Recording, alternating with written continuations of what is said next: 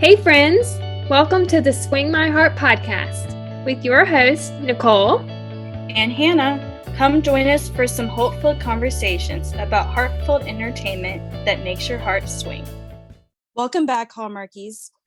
Today we have a very special guest back on the podcast with us for the second time this year. He's one of the three Wisemen himself, Andrew Walker. Hi, Andrew. Thanks so much for coming back with us today. Thank you so much for having me. I really appreciate it. Hi, everybody. So, Andrew, before we get to your Christmas movies, we were wondering if you could tell us a little bit about what you've been up to since we last spoke. You've attended some fan events, both in person and virtually, those being Rama Drama in West Palm Beach, Rama Drama Christmas virtually, and then Christmas Con most recently. Could you briefly tell us a little bit about those experiences and what you loved most about being part of that? Sure. Yeah. I mean, it's been a very blessed year full of adventure and new experiences. And, it's the beauty of these Hallmark movies is it's never the same, for us that work on this side of the camera. You're working with new people, and if it's not new people, it's new stories. And so, this year has been a really amazing year for me. I've done 4 films. So, the other part of that is that unfortunately I'm away from my family for that time. So I've been away from my family for about 5 months off and on. But when I'm back home, I'm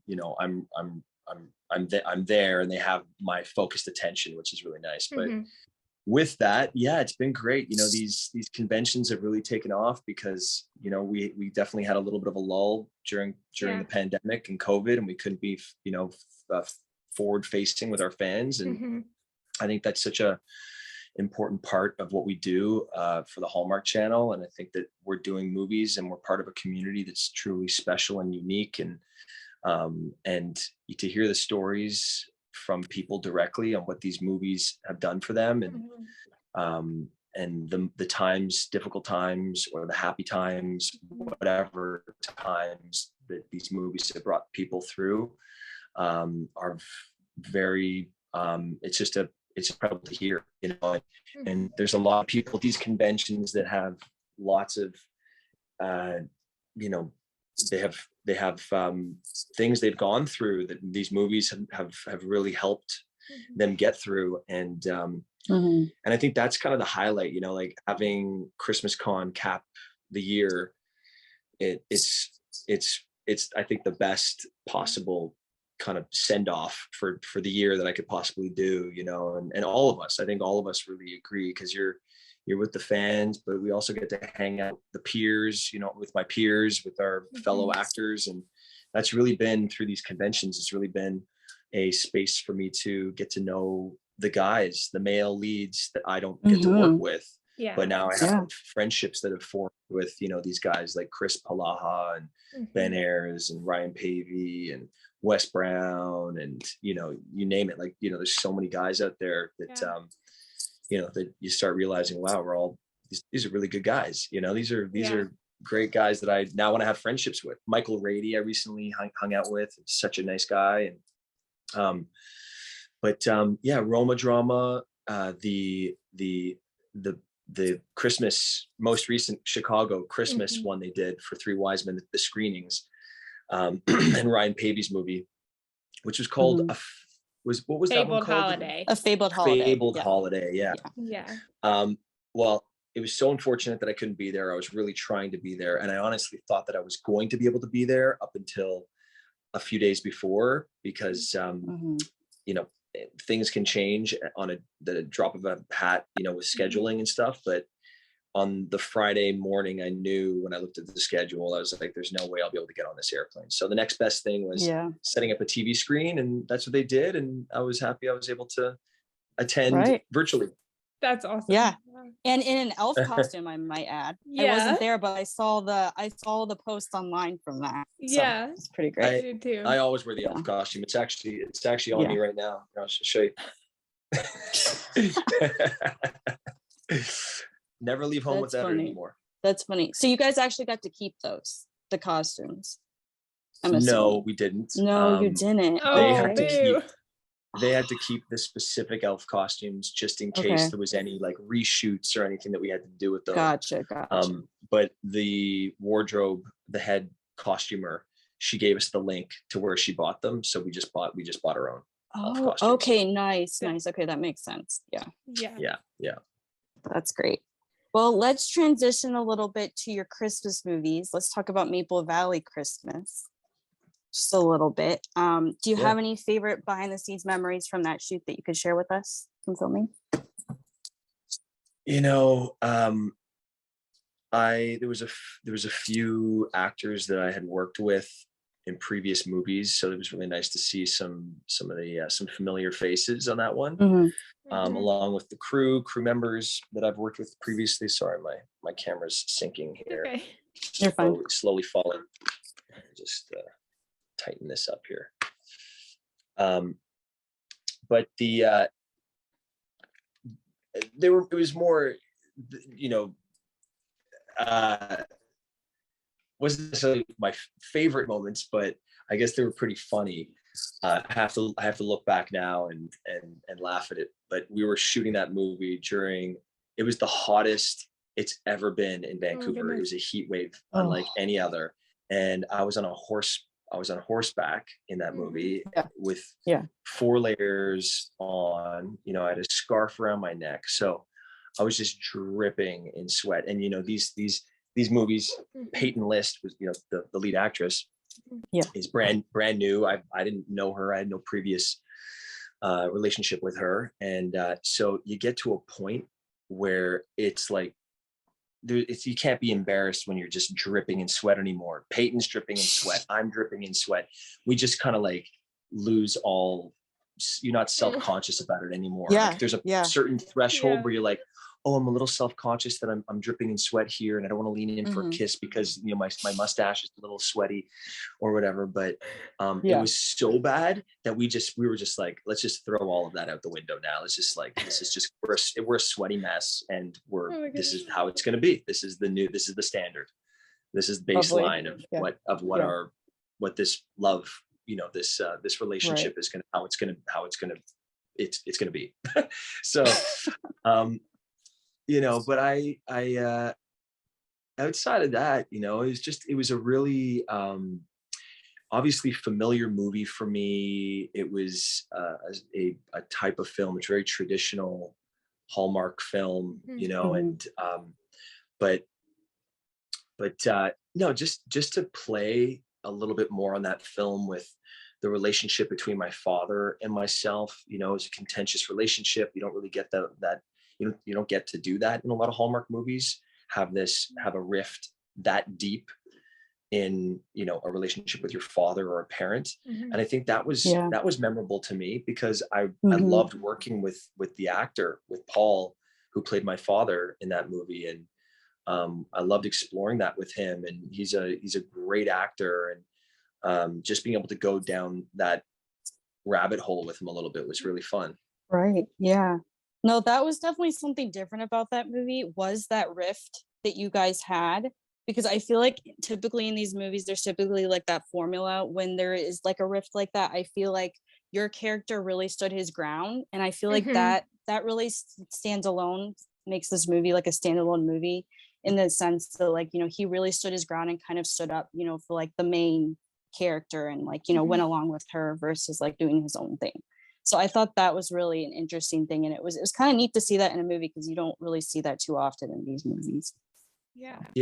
You know, it's one of those things that on paper it was written, you know, a little bit more, you know, like my character he was almost even a little bit more beaten down by his dad. And I think that's where my own personal experience, or my own personal, you know, I guess personality traits, you know, come in and play and kind of direct it in a different put it in a different direction a little bit, where I'm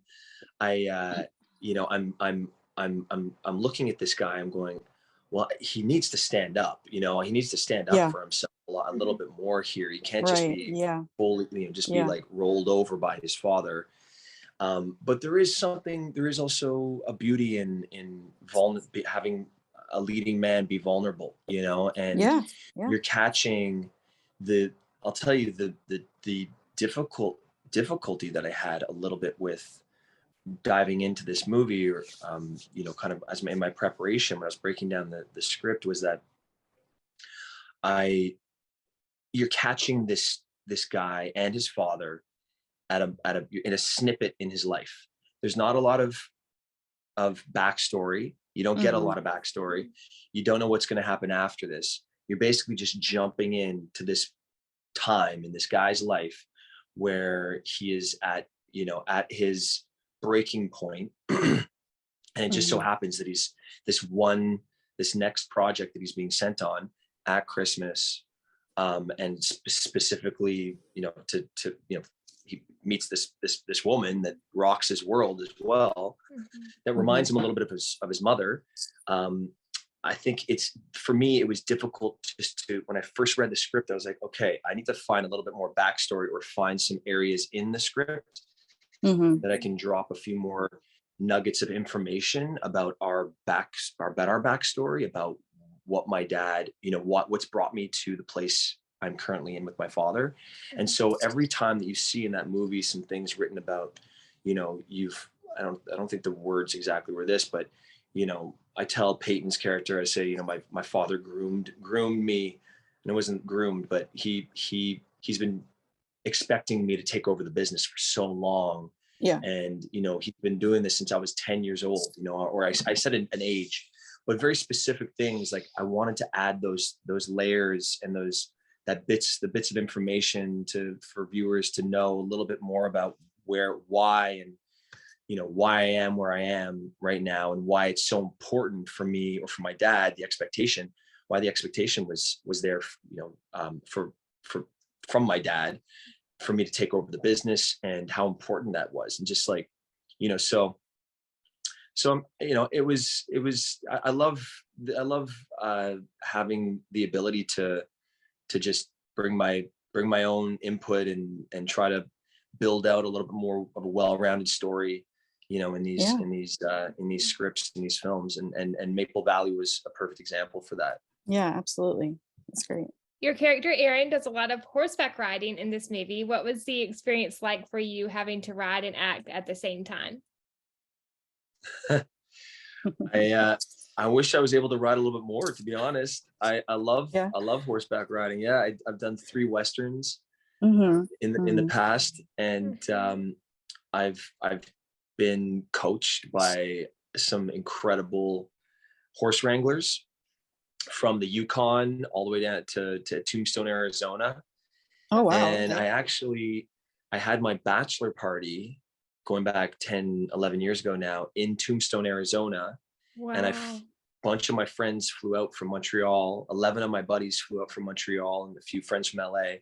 And we rode horses through the Cochise mountain range, where Geronimo, who was the last Indian to hold off the cavalry during the Reservation Act, he was the last Indian in the country during the Reservation Act to hold off the cavalry coming in. And so there's tons of history, hieroglyphics, and all these things that we went on, we got to see. And it was a really incredible experience. And I don't think I ever would have decided to do that if I hadn't done all of these Westerns back to back over the course of 2 years. And so, I'm very comfortable on horses now. And I just wish that I was able to ride it a little bit longer, and wish that I had a little bit more time. Yeah, right. That's awesome. But I can talk and ride. Wasn't that difficult. It's kind of going like this. You do it a couple times, and you know what you're doing. That's awesome. That's so cool. What a great, memorable experience. Yes. Yeah. Before we get to our next question, I have to ask, being a When Calls the Heart fan, there was one scene in particular that reminded me of the scene back in season 1 in one of the 2 episodes you were in, where Billy Hamilton took Elizabeth on a carriage ride, I think. Was that filmed at the same location? Yes, it was. I knew it. Good eye. Good eye. Yeah. We were in the back lot of When Calls the Heart. I was actually texting with Aaron Krakow at that time. I was like, Aaron, come say hi. Yeah. Oh, That's amazing. Sure. I knew That's it. great. I love that. Yeah. That's great.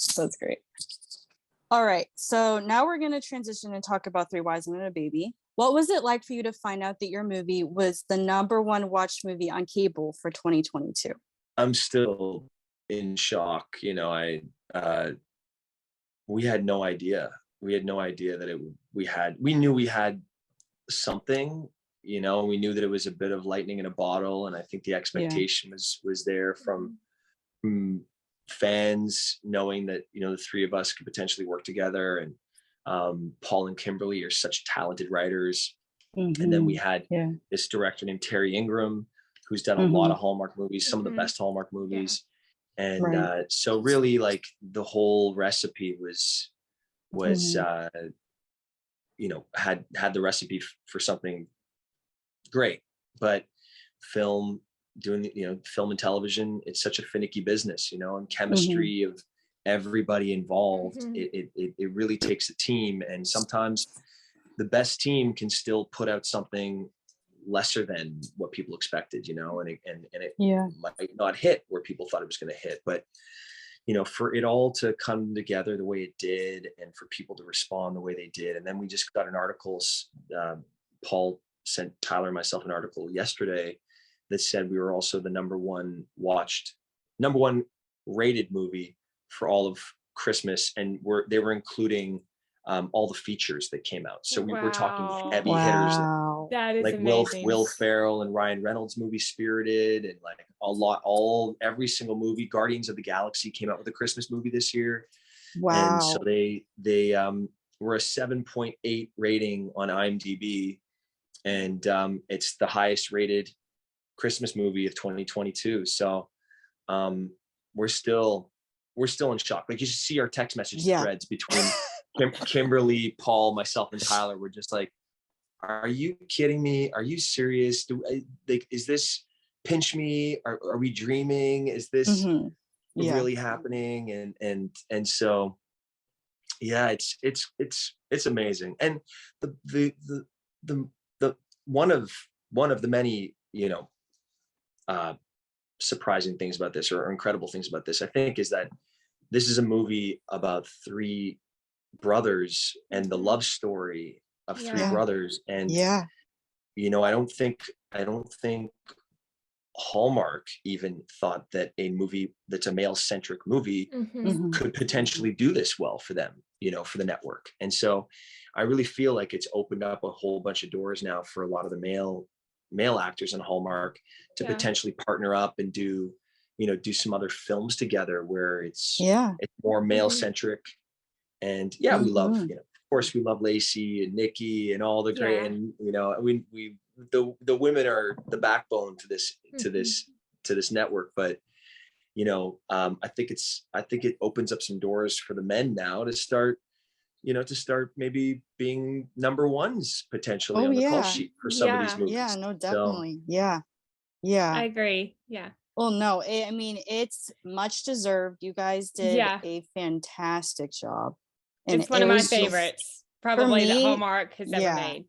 So good. And I always love seeing stories where, like, it's about family and like those family sibling relationships. And like you said, I think it was just such like a huge thing to just be able to see like a movie about three brothers. And like you said, like, that's the main love story. That was just really, really nice to see. And I would definitely love to see more of that on the network. I was just going to say, that was one of my favorite things, how the A story was the relationship between the brothers, and then the B story was the romance between the female leads. Yeah, and I think it was, you know, it's a film that a lot of people can relate to. I think that you know, everybody out there that has a sibling has had some sort of rift or issues, or you know, and families, I don't even say sibling, families, you know, family issues with the mom, dad, whatever. And a lot of the time we don't talk about the things that are going on that have, sometimes we don't even know what it is until we hit a certain age, or we've talked to a therapist, or we've communicated enough and figured it out that we're like, oh, that's the root of the issue is this, and for us, obviously, it was our father. It was the open wound, was the father walking out on us at such a young age, and obviously feeling like we were, we felt like it was our fault. Each kid felt like it was our fault, and I took the burden of the whole family on my shoulders, as most elder siblings would do. And so it was, I think that's what people related to in this movie a lot. It's just the family, that fractured family dynamic. And it's a true testament to Paul and Kimberly's writing. They're, I think what makes them so unique and incredibly valuable in the stories that they write is that they're writing authentic stories. They're writing stories and they're not afraid to bring pieces of their own life into these stories. They're both single parents, and they've both gone through things in their life that have brought them to where they are today, and they're not afraid to put that into writing. And so the scene with us in the car, for example, with when we all talk to each other in the car, and the scene where I blow up on Tyler's character, and when I say that when he tells me that our family has always been what does he say, second, you've forgotten about us, or he says something along the lines of like you forget about us, or we're always like second to to everything else. That's Kimberly. Kimberly was a big part of writing those scenes. Paul is so funny though. Paul's comedy and his like comedic timing. Yes. It's the perfect contrast. You have you have the comedic beats, and you have the relief, to offset the drama, the perfect mixture of both. And it was great. I think one of our favorite scenes is the one when Luke comes home and oh my god, Thomas is crying, and then the comment about the cat gifs. That was gold. That got me. That just like pure laughter. That's it's so just funny. Stupid cat gifs. And then Taylor, don't listen to him. They're incredible. They're beautiful, or whatever he says. Adorable, I think it's the word. And then I so had to stand there and watch them hold hands. This is all them coming up with it in the moment too. This wasn't planned, guys. No way. No way. No, it wasn't planned. All, and then once they got comfortable with after takes, I was expecting it to happen. So I'm trying to hold myself together when it was my coverage and not crack up and lose focus. But it was, oh my gosh. This is the type of stuff that they were just coming up with in the moment. That's pure amazing. Gold. That's honestly probably my favorite part of the movie, just because of how funny that scene was. Just it's great. I love it. I love it. What was it like to work with Tyler and Paul? And do you have any fun behind the scenes from working with them that you can share? It's just too many stories. There's too much. There's so much. There was so many like inside jokes and just things. Like I've known Tyler, right? He's my wife's second cousin. So I've known him for 19 years. He would come in and spend Christmas with her family, and so there was such a comfort level with him, and also Paul is so funny and witty, and just and he always has something, a funny anecdote or something that he he's there. It was the best work environment I've ever been a part of. I love working with Nikki DeLoach. She's a great, she's somebody we have a great dynamic and everything, and it's a super loving, comfortable. They're so good. They're so talented, and to witness the ad-libbing and to witness the give and take between the three of us. And the first scene that we did together, the first scene that I was able to work with them, they'd already worked a little bit together before I came to set. They worked one day together, and then I came on day 2 was my first day to set, and it was at the Christmas tree lot. And when we're looking for a Christmas tree to buy for the house, when we're gonna, finally we've committed to turning our house around and starting to to get festive. And so I'm looking at a tree and I'm saying, oh, it's good coverage, all these needles are nice, and I was like looking in the tree and stuff like that. And then Paul says something. He goes, well, we can't, what does he say again? He says something about what tree we have to buy. And I was like, okay, well, Mr. Christmas, you tell us, Mr. Christmas. Anyways, we had all this banter. And at the end of the scene, I was like, guys, it's our first scene together. This is incredible. And Paul turns to me, he's like, man, how good did that feel? He's like, we're all so different. Like, we realized it really in that moment. We knew that the shoot was going to be so fun and so special because we're all different, like completely different. If we were animals, we'd be completely different animals. We're like animalistic qualities of what make us who we are. And then, in acting class, you talk about that a lot of like, what kind of animal would you be? And, what kind of animal would you embody? And, Tyler is so different to me, and Paul is so different to Tyler. And so I feel like we all complemented each other in this very, in just an organic, natural way. And so, I think a lot of the behind the scenes jokes and whatnot, building the dance was so much fun, and we were just so supportive of everyone's input.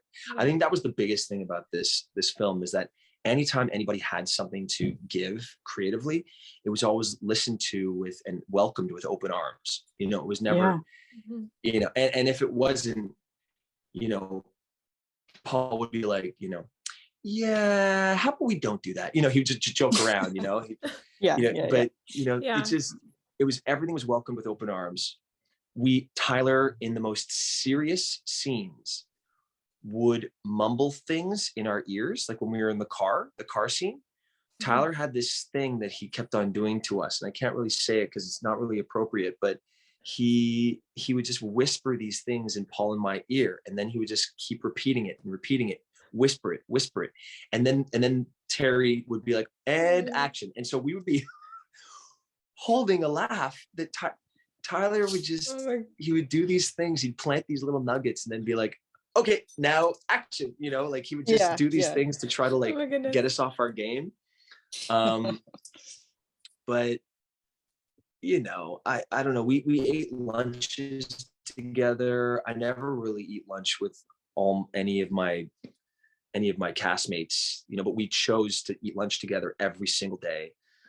I said after the first day that I showed up to set, I was like, guys, this is such a special experience for all of us. Not one day should go by that we don't hug each other at the beginning of the day and hug each other at the end of the day and just give gratitude. Cause like, this is ridiculous that we get to do this together. And I'm just, I'm so happy. I'm relieved and excited that it did so well. Cause hopefully we'll get another chance to do something like this again, all together. Yes. Yeah, absolutely. I hope so too. Absolutely. That's one of my favorite things about Hallmark, just how supportive of the actors are of each other, because you don't see that every day these days. Your entire career as an actor, there's some sort of competition, right? You're always trying to land a job, over the next guy. And that's just nature and par for the course. You're just trying to build your way up and book more jobs than the other person. But one thing that an acting coach had told me a long time ago, and network executives will say this as well, but and I'll say it to a young actor now, but there's a role for everybody. You know, there's always a role for everybody. You'll get your role that'll give you that chance as a stepping stone to move to the next level in your career. You just got to make sure that that you deliver and you're serious about it. The beauty about where we are right now in Hallmark is that a lot of these guys have these holding deals, or these deals that Hallmark has so graciously been able to give us. And it's the closest thing to an old school studio deal, like what Paramount used to give, and Fox, Searchlight, they used to give these older actors. But so there is really no competition anymore within our group. It's like, I know that Wes Brown is going to continue to work. I know that Paul Campbell is going to continue to work. I know that Tyler is. I know that I'm not taking a job away from another guy, and another guy's not taking it from me. It's just we're all there supporting each other. Yeah, that's really nice. It's like one big happy family. I love that. So did you have a favorite scene to film and a scene to watch when you watch the movie after the fact? I mean, the dance scene for sure. I love the scene. I love how they cut together the elf outfits when we're walking down going to see Santa Claus. Yes. I knew that was going to be a lot of fun. Oh yeah. I think a favorite scene of mine was the car, the car scene. Yeah. Of course. Yeah. And what other scene? Those are probably the three super memorable scenes. The dance scene was so many days were building up to that one dance. We were practicing that dance daily on the weekend, just watching back our previous week's sequence, trying to keep get it into our heads. But the dance was still not complete until the evening before the day that we were going to shoot the scene. So we were still brushing up on things. So there was a lot of anticipation, for the dance. So I like that gets the nerves going, and it's kind of exciting. Right. Yeah. That was actually one of my questions. I was going to ask like how long it took to like do that dance and like how that actually came about. Cause like it turned out fantastic, like so good. Yeah. Thank you. Thank you so much. And I think the dance that we recorded at Christmas Con, I heard that it went like viral on TikTok. It did. I've seen it. It's awesome. I know. I saw that too. So good. It's insane. It's insane. The dance took us. Well, we had originally tried to get a song. It was pushed back because of the song. We couldn't get the rights to a song. So up until around 8 days before we were shooting the scene, we're pressing the panic button here. We're talking to the producers going, hey guys, we got to get the rights to a song. We just need to start doing this. We don't even know what the dance is going to look like at the very beginning. Cause we shot the end of the movie where we go like this, we start the dance. We shot that scene 6 days before we shot the actual dance scene. So we had to come up with a movement that was like a movement that we hadn't locked the dance yet. So obviously we're just like, what movement would be good to start the dance? And so Tyler, I think, was the one that came up with this, and so we're like, okay, let's just do this at the end of the movie and shoot that part. And then they fade to black. And then we'll have to start the dance with something like this and then build from there. And so we started building the dance around 5 days before we shot it. And it was really nerve-wracking because we had nothing 5 days up until the point that we had to shoot the dance. Yeah. Wow. Well, it turned out amazing. And I thought like that was really great editing work, how they ended the movie with that. And like fade to black. I was like, okay, like that was the perfect way to end. Like, so good. Yeah. Thank you. How did the behind the scenes TikTok elf costume video come about? That's Tyler, man. That was Tyler. awesome. Of course. Yeah, he yeah, he just told Paul and I what to do. He's like, Drew, get back in your trailer, and then come out when I say action. And so I came out of the doors, and he shot, and then Paul came out of his doors and he shot, and then Paul shot Tyler, and Tyler just asked one of the people to videotape us while we're in slow motion as we were walking towards that as well. Yeah. And that was brilliant. It was It brilliant was, for Tyler to do was. that, because it was such a great teaser. Yeah. Yeah. Oh yeah. Definitely. That's so funny. Yeah. Yeah, it definitely got the fans wanting to watch. And I'm sure like even fans who don't even watch Hallmark Channel probably was like, okay, I want to see this movie now, because that was gold. So great. I know. So funny. Yeah. Yeah. If you could play one of the other characters in the movie, who would it be and why? Oh boy.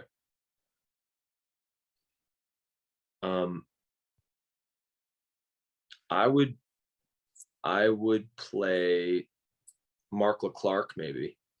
Just because it's such a fun character. Yeah. Yeah. Yeah. Yeah, I'd love to play Mark Leclerc. Yeah.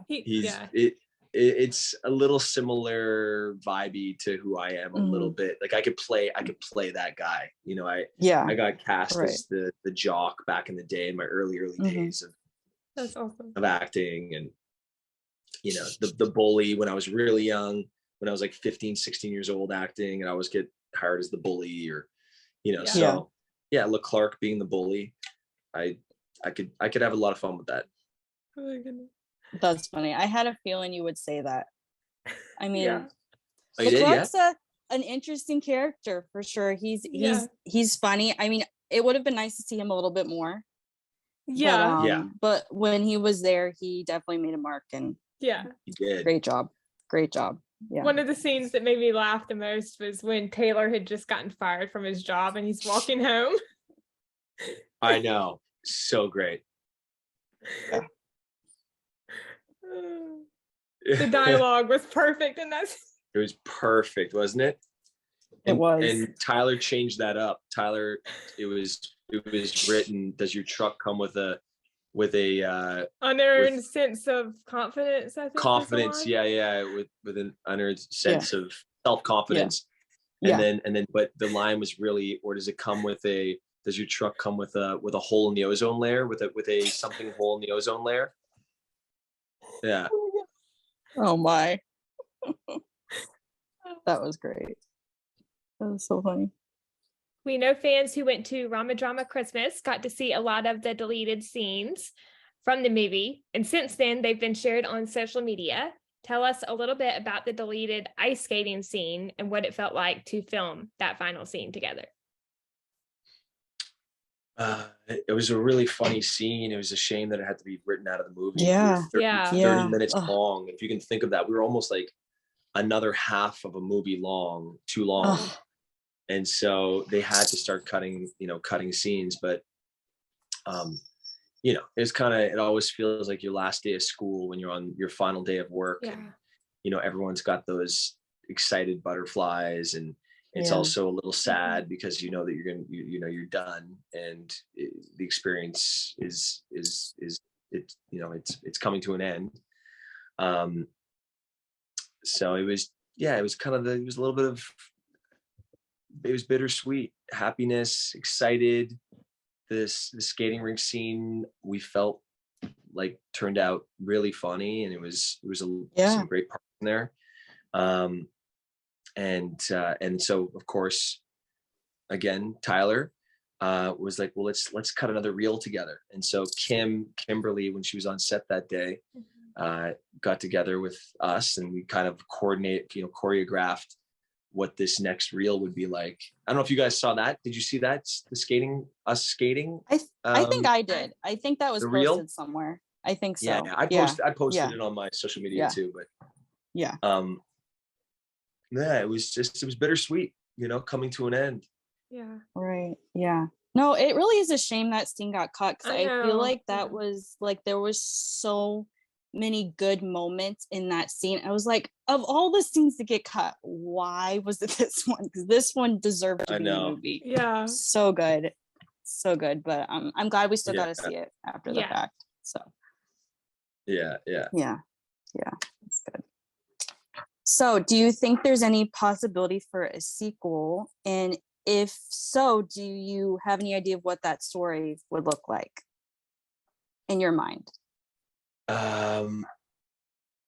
You know, there's lots of different concepps being thrown around right now. I don't even want to speak out of turn because I don't know. You know, I don't know what's going to stick in with. So I don't want to ruin the surprise for everybody, but I'll tell you what, it's going to be pretty funny, and it might have something to do with Paul, Tyler, and I saving Christmas. Oh, I'm intrigued. okay. Okay. Okay. But yeah, I think, look, I mean, it's always a numbers game, and everything is based off of data, and you know, that's just the nature of what we do. And when something's popular, they bring it back and they try to do it again and recreate it until people get tired of it. And you know, you look at the Wedding Veil series that's going on, you know, if we could have something like that where we can continue to come back again, and that would be awesome. Have something where it's a little bit more where we can recreate it over and over again, because Three Wise Men, I really don't think, and it would be really tough to recreate something like that. And to have the Three Wise Men, like, you know, it loses its luster, you know. It ruins when you're the same guys again. If it's like Three Wise Men and a little lady, well, it's just not the same, you know. So we feel like we should just kind of keep Three Wise Men the way it was and is, and it's pretty. It's we're very proud of it, and no, definitely, you know, in all its flaws and its glory, but we're going to do something. I'm very confident we will do something again, and it'll be something a little different. Okay, well, that's a good tease. Yes, I was going to say though, I could see you guys doing something along the lines of doing like a spin-off where you do maybe like 3 movies about each one of the brothers. I could see something like that, like an individual story, kind of like what they did with the Wedding Veil. I would love to see the brothers come back, even if it's not 3 Wise Men and a Baby. It's something else, but with those characters. That would be fantastic. Yeah. But either way, I would love to see you 3 work together again in a movie. Yeah. So somebody threw out when we were on a panel at Christmas Con, when Nikki DeLoach was on our panel. Someone yelled out, "Why don't you guys do a Charlie's Angels or like a Charlotte's Angels with Nikki DeLoach as our Charlotte?" You know, and then we're the heroes that go, like, I don't know, save Christmas or do something, you know, something like that. And we thought that was a pretty clever idea. Yeah, that's funny.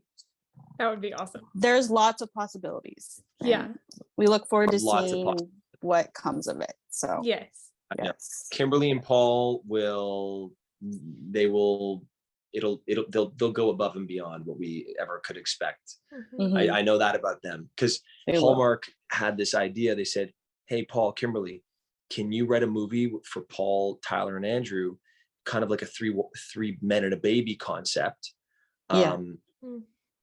Go. And this is the movie that they came up with. So wow, it's amazing. Yeah, they've just knocked it out of the park. So they really you give them a little seed to work with, and they, you know, it blossoms into a pretty beautiful. Yeah. Yeah. We have some fun Christmas this or that to wrap up our interview. Our first question is, decorate 100 Christmas trees or decorate 100 Christmas cookies? Christmas cookies. Christmas trees would take a long time. Yeah. I mean, I feel like that's very in character with Luke I mean, as we can see, he's good at Yeah, creating Christmas that's it. I cookies. So baked. Yeah. to know Andrew does too. So Yes. Yep. Yep. It's Nice. kind of par for the course when you're married to a yes. wife, a girl like my wife. Right. Yeah. Right. That's cool. Would you rather lose your voice for the holidays or only be able to speak in Christmas carols? Speaking Christmas carols. I mean, why not? Yeah. Why not? That'd be so much fun. Yeah. Good answer. Yeah. Christmas caroling or going sledding? Sledding. That would be fun. Yeah, I've never been actually. sledding ever. Oh, Nicole, it's so sad. I You know. You Go gotta to go Canada. somewhere where there's snow. Yeah. I Gotta do know. it I know. sometime. That would be fun someday. Fingers crossed. You got to go live in Hannah's backdrop. Oh yeah. There we go. Yeah. Come over here and come sledding. There you go. Yeah. All right. Well, here's another sledding question. Would you rather go sledding or take a horse-drawn sleigh ride? Sledding. Sledding. Okay. Yeah. Would you rather spend Christmas Day at the beach or in the mountains? Mountains. I agree with that. Yeah. Would you rather never eat candy canes again or never eat Christmas cookies again? Candy canes. Yeah. I'd have to agree with that. Yeah, right? Would you rather decorate a gingerbread house or decorate Christmas cookies? Gingerbread house. If it's only Okay. one, I don't want if to it's decorate a only one. hundred. Yeah. Yeah. I gotta say, I saw that gingerbread house that you and Nikki made for the Christmas was Is Not amazing. Canceled. That was pretty impressive. Thank That was pretty you. good. And you guys won Yeah, first she's place a- with that too, I saw. We did, Pretty and there was great. there was some pretty good competition, yeah. like Danica's with her movie Yeah. theater, her drive-in. That was pretty creative. That That was was amazing really too. creative. Yeah. Yeah. No, that was really cool that you guys were able to do that. My gingerbread houses never turn out right. Like the icing always. Yeah. The secret is don't add too much water to the paste. Okay. You That's a want to good keep tip, it yeah. more thick, you know? Yeah. That's a good Yeah. tip. Yeah. Yeah, Yeah. that's a good tip. Pro tip. And Jen Lily's event, the Christmas Is Not Canceled that we were raising money for, Mhm. she hit her goal and then some. They got like 27,000 toys. That is amazing. I saw that. That's so it was amazing. incredible. That's so great. Yeah. Love that. Would you rather listen only to Christmas music or only watch Hallmark movies for the month of December? Hallmark movies. Yeah. There you go. You Yeah. gotta go with that. Yes. Yeah. Yeah. I think I've asked this one before to someone else, and I said I would pick watching Hallmark movies because in the Hallmark movies you can listen to Yeah. Christmas music There you because go. there's always Here we go. Christmas music. Best Here we of go. both worlds. There you go. Yeah. Yep. This was so That's much great. fun. Thank you so much, Andrew, for taking time out of your day to Yeah. chat with us. Mhm. Thank you so Yeah, much, guys. I absolutely. really appreciate you taking the time to chat with me, and thank you so much for being interested in speaking to me. And Of it course. was fun. course. It was fun, and hi to all the listeners out there. And Yeah. really appreciate your support always. Yeah. It really means a lot to Right. me. I can't do what I'm doing without you guys' support. So thank you. Of course. We're happy to do it. And before you go, do you have any other projects coming up that fans could look forward to that you can share? I may or may not have another Curious Caterer coming out with Nikki DeLoach, Yes, heard Yes. about that. Very excited for that one. and we may or may not have one more after that one as well. So Ooh, okay. Lots to look forward to there then. Yes. lots to look I'm always forward up to. for more Nikki and Andrew. Yes. Yeah, Let's go. I'm ready. Yes. I'm always up for more Nikki as well. Yes. Awesome. She's awesome. Merry Christmas, Happy Holidays. Yes, to you as Merry well and to your Christmas. family too. Mhm. Thank you so much. All right, Hallmarkies. I think that wraps up our interview with Andrew Walker. Thank you so much for listening. We hope you enjoyed and have a great day or night wherever you are in the world. And we will see you next time. We love y'all and Merry Christmas. Bye. Merry Christmas, Hallmarkies. Bye. Merry Christmas.